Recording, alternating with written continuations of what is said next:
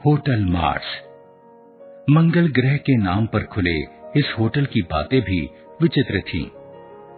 उसकी ये विचित्र बातें ही लोगों को वहां आने के लिए मजबूर कर रही थीं।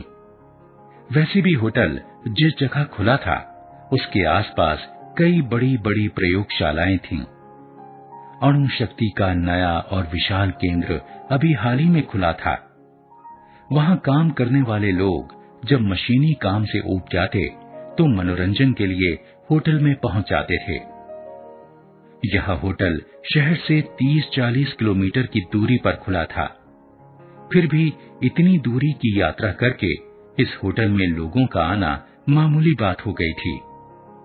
आसपास के वैज्ञानिक केंद्रों के वैज्ञानिक, अधिकारी, यहां तक कि शहर के बड़े बड़े व्यापारी तक उस होटल के ग्राहक थे। होटल मार्स सुबह 8 बजे खुल जाता था और रात 12 बजे तक खुला रहता। बंद होने से पहले वहां अलार्म बजता और सब लोग बाहर चले जाते। इस होटल की एक विचित्र बात यह थी कि यहां ना तो कोई सेवक था और ना ही कोई प्रबंधक आदि। इस होटल की व्यवस्था कौन करता है, यह एक रहस्य ही था। किंतु यहां आने वालों को इस बात की अधिक चिंता न थी, क्योंकि वे यही सोचते थे कि शायद यह नए तरीके का होटल है, इसलिए इसका इंतजाम करने वाले चुपचाप कहीं बैठे रहते हैं। होटल का सारा काम स्वचालित मशीनों से होता था। लोग आते और मेज के एक कोने पर लगे मेनू कार्ड को पढ़कर प्रत्येक चीज के सामने लगे बटन को दबा देते। जैसे अगर कोई 3 कप कॉफी चाहता है तो वह कॉफी के सामने वाले बटन को 3 बार दबा देता। इसी तरह खाने पीने की बाकी चीजों के लिए भी ऑर्डर दिए जाते थे। कुछ ही मिनटों के अंदर एक ट्रॉली आती और उसी मेज के सामने रुक जाती जिससे ऑर्डर दिया जाता। उस ट्रॉली पर एक ट्रे में सभी चीजें रखी होती। लोग उस ट्रे को उठा लेते। ट्रे उठाते ही ट्रॉली अपने आप वापस चली जाती। कुछ देर बाद ट्रॉली फिर आती। इस बार उसमें बिल होता था। लोग बिल का भुगतान करके ट्रे वापस रख देते और ट्रॉली फिर चली जाती। उस होटल में यह संभव नहीं था कि कोई बिना बिल चुकाए चला जाए।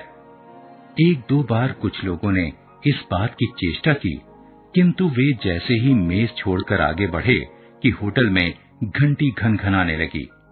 वहां बैठे सभी लोग तुरंत समझ गए कि वे बिल चुकाकर नहीं जा रहे हैं। बेचारे शर्म के मारे वापस अपनी सीटों पर फिर बैठ गए और ट्रॉली आने पर बिल चुकाकर ही वापस जा सके। वीनू भी 1-2 बार अपने पिता के साथ उस होटल में जा चुका था।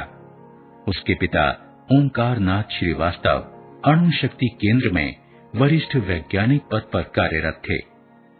वीनू को वह होटल कुछ रहस्यमय जान पड़ता था। उसने अपने पिता से कई बार इस बारे में चर्चा की थी, लेकिन उन्होंने जवाब में वही बातें कहीं जो आमतौर से सभी लोग सोच रहे थे। लोगों का मानना था कि यह रोबोट संचालित होटल है, जिसका नियंत्रण अलग बने किसी कक्ष से होता होगा। वैसे इस नए ढंग के होटल से सभी खुश थे, किंतु वीनू परेशान रहता था। उसने मन ही मन इस होटल के सभी पहलुओं को जानने का निश्चय किया। आखिर एक दिन वीनू शाम को उस होटल में जाकर बैठ गया। वहां की हर एक चीज को ध्यान से देखता रहा। उसने देखा कि वह जिस बड़े हॉल में बैठा है वह चारों ओर से बंद है। केवल एक ओर से दरवाजा है जहां से लोग आते जाते हैं। दीवार के एक तरफ 2 ट्रॉलियों के आने जाने का छोटा सा रास्ता है। ना तो कहीं कोई खिड़की है, ना ही कोई ऐसा गुप्त स्थान है जहां से छिपकर कोई कुछ देख सकता हो। होटल खुलने के बाद से आज तक कभी किसी ने वहां किसी को अंदर आते जाते नहीं देखा था। वीनू को लगा कि इसमें जरूर कोई रहस्य है और वह इस रहस्य का पर्दाफाश करना चाहता था। उस रात वीनू होटल में ही बैठा रहा। जब 12 बजने में 15 मिनट पहले अलार्म की घंटी बजी तो वीनू भी और लोगों के साथ उठा और चुपचाप डिटेक्टर मशीन की ओट में दीवार के सहारे छिपकर बैठ गया। ठीक 12 बजे होटल बिल्कुल खाली हो गया था और उसका मुख्य द्वार खड़खड़ाहट की आवाज के साथ बंद हो गया। वीनू सांस रोके हुए चुपचाप इंतजार कर रहा था। तभी उसने देखा कि बौने कद के कई लोग न जाने कहां से निकल आए। हरे रंग के वे लोग विचित्र आकार के थे। उनकी नाक बिल्कुल सूंड जैसी थी, लेकिन आकार में छोटी थी। उनके हाथ पैर ऐसे थे मानो स्प्रिंग के बने हों। उन्होंने फटाफट उस होटल की मेजों के नीचे लगे टेप रिकॉर्डर निकाले और उन्हें बजा बजा कर सुनने लगे। वीनू ने यह सब देखा तो कुछ क्षणों तक समझ ही ना सका। वह यही सोचता रहा कि भला ये कौन लोग हो सकते हैं। वीनू बड़े ध्यान से यह सब देख सुन रहा था कि वे लोग टेप रिकॉर्डरों में क्या सुन रहे थे। वास्तव में उनमें उन लोगों की बातें रिकॉर्ड की गई थीं जो होटल में आकर बैठते और बातें करते थे। वीनू ने देखा कि जब कोई साधारण या घर द्वार की बातें होती तो वे टेप को आगे बढ़ा देते, लेकिन जैसे ही विज्ञान संबंधी किसी बात की चर्चा होती तो उसे वे तुरंत नोट करने लगते। वीनू को यह समझने में देर न लगी कि ये लोग हमारे देश के कुछ वैज्ञानिक रहस्यों को जानने की चेष्टा कर रहे हैं। इसका साफ अर्थ यह भी था कि यह होटल नहीं, जासूसी का अड्डा है। कहीं ये मंगल ग्रह से आए हुए जासूस तो नहीं है? और अगर यह होटल ना होकर कोई जासूसी विमान हुआ तो? वीनू का दिल घबराहट के कारण जोर जोर से धड़कने लगा था। उसने सोचा कि अगर इन जासूसों को उसके बारे में पता लग गया तो वे उसे जिंदा नहीं छोड़ेंगे। वीनू को यह भय हुआ कि अगर कहीं यह कोई विमान हुआ और इसी समय उड़ गया तो उसका क्या हाल होगा। शायद उसके मुंह से चीख निकल जाती, किंतु उसने साहस से काम लिया। वह ध्यान से सुनने लगा कि वे बौने लोग विज्ञान की किन किन बातों को नोट कर रहे हैं। उसने सुना कि उन रिकॉर्ड किए गए टेपों में कुछ लोग हमारे देश की अणुशक्ति संबंधी योजनाओं की प्रगति की चर्चा कर रहे हैं, तो कुछ लोग वैज्ञानिकों की कठिनाइयों और वेतन संबंधी बातों पर बहस कर रहे हैं। वीनू सोचने लगा, हम लोग भी कितने नादान हैं।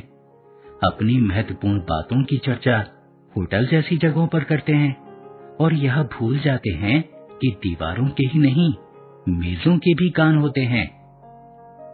उसे यह भी समझने में देर न लगी कि दूसरे ग्रह के ये जासूस हमारी विज्ञान की प्रगति का लेखा जोखा तैयार कर रहे हैं।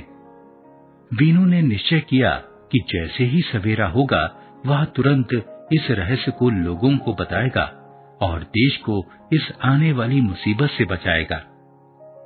लगभग 8 बजे तक उन बौनों ने वहां काम किया।